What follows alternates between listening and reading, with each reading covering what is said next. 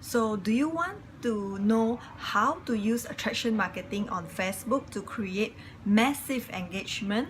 So in this video, I'm going to show you just that. I'm Dr. SuLin here from dr.SuLin.com, and in this video, without all the pieces in place that I'm going to teach you and mention in this video, getting engagement on your Facebook wall will be almost impossible. So the truth is, actually most people on Facebook today are doing it all wrong, and they are still wondering why they are not seeing any engagement on their posts or generating any leads or even making any sales. So in this video, I'm going to help you share with you how to market in a way to create massive engagement, establish yourself as an authority, and also magnetically sponsor people. In fact, there are two ways to build your business through Facebook. The first way is to do prospecting, which is actively reaching out to people. And the second one is to do marketing, which is putting out valuable contents to get people to reach out to you. So I read a book recently. It's called Magnetic Sponsoring by Mike Dillard. Probably you would have heard about him. What he said is very true. He said generating attraction is about just one thing. If you can do this right, you will get tons and tons of leads and of course cash in your bank account. So he was saying about generating attraction is about one thing: increasing your value to others and to the world. So the more valuable you become to others, the more they will seek you out. So basically, this is about attraction marketing. So the first step is to understand your brand. You need to understand that your business and your brand is actually you. It's not your company or it's not your company. It's not the products, but it's actually you. So people join people and they do business with people they know, like, and trust. So you need to be asking yourself these questions like, what space in the marketplace do you want to fill? Is it like health and fitness, nutrition, financial services, travel, or like social media marketing or branding, blogging, content creation? You need to, okay, then the next question is, what do you want to be known for? So for myself, I've always been in the health and wellness niche, and also I'm starting to love social media marketing. So this is what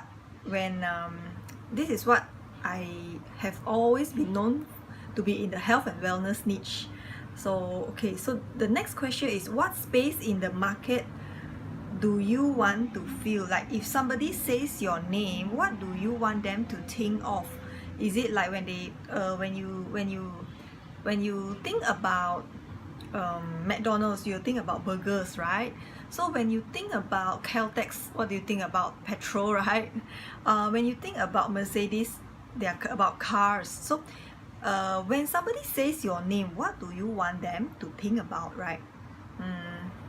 The next step is understanding and identifying your target market, because there is a very good advice, which is the riches are in the niches. So even for example, like a blog, like in blogging, you can go very wide. Let's say in health and wellness, it's a very wide niche, health and wellness. So if you are more specific, right, like health and wellness, in which niche? Is it in diabetes, or is it in hypertension, or is it in autism, autoimmune disease, or immunity? So once you can be more specific about your target market that you want to provide value and serve, then you will have a lot of leads and also be making a lot of sales. The more specific that you can get is to go deep, not wide.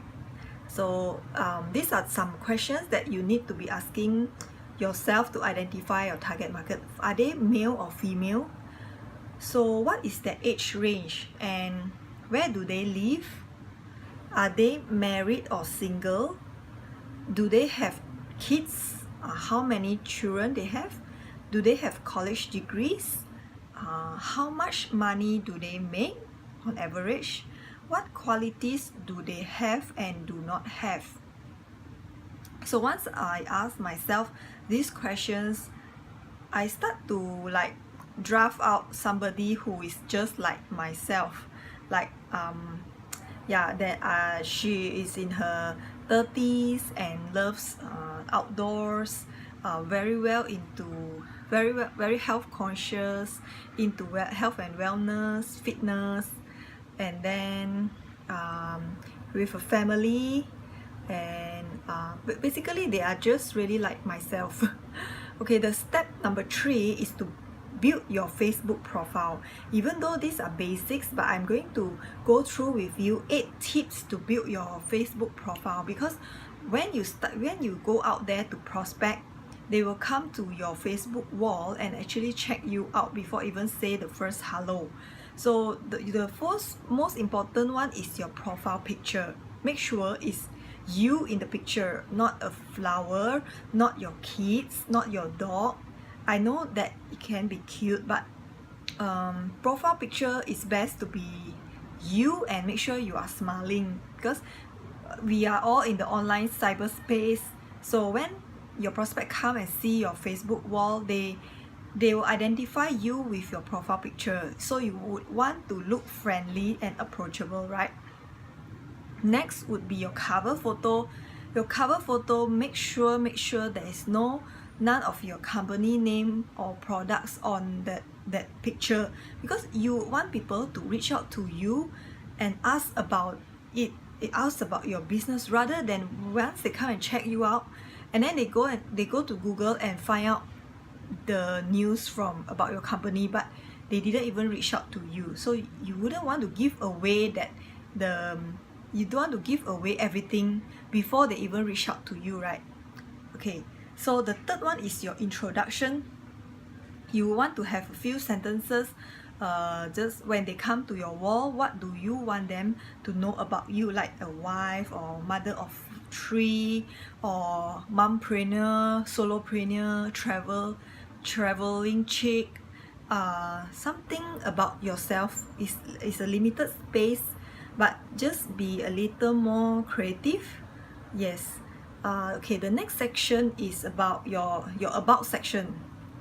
Your about section, make sure don't put any of your company name or products there as well. If you have your website, you can put there as well. Fill in as many the about section as you can.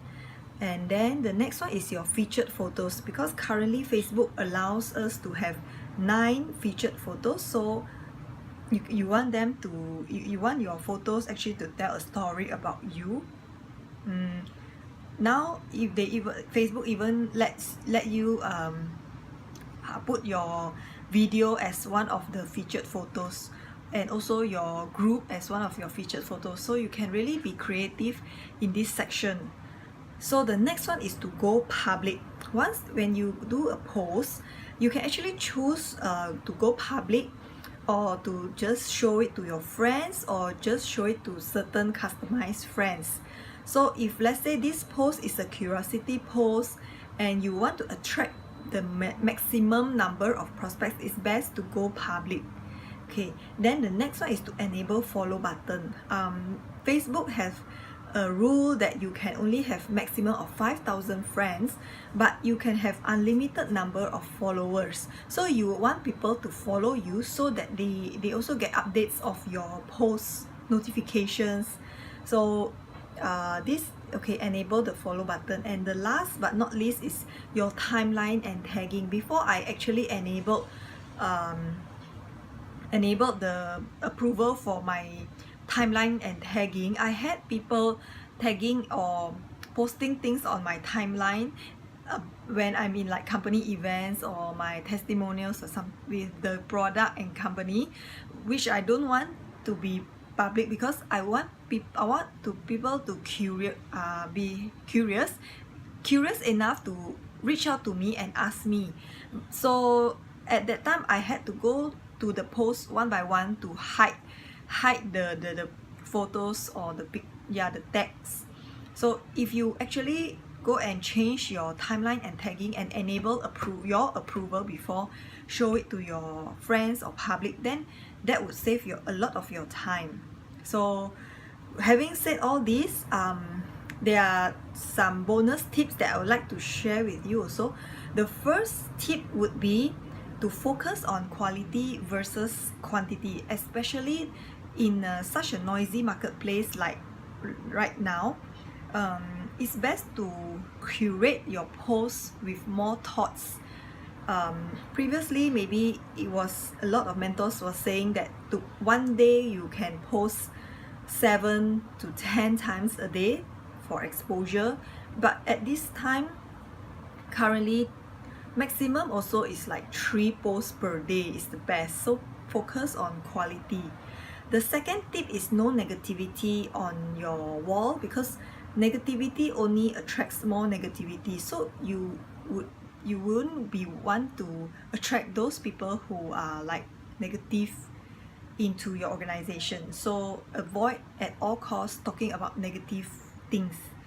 Okay, the third bonus tips is always lead with value. There is always, this value can be entertaining, education, or inspiration. So entertain, educate, inspire. And yes, so once you know your target market, you would think of the pains and problems of those in your target market and lead with value. So when you lead with value, people will seek you out, and your target market will actually be attracted to you and come to you instead. So I hope you find this video valuable. If you do like, comment, and also share with those you think will benefit from this little video, because they say sharing is caring. And by the way, I just started a close Facebook group, a private community, whereby I will be injecting more and more value regarding social media marketing, anything to do with content creation, and also online branding and marketing. So if you would want a special invite, do reach out to me. I will give you the link for you to have the access to this special private community. With that, so take care, have a nice weekend, bye.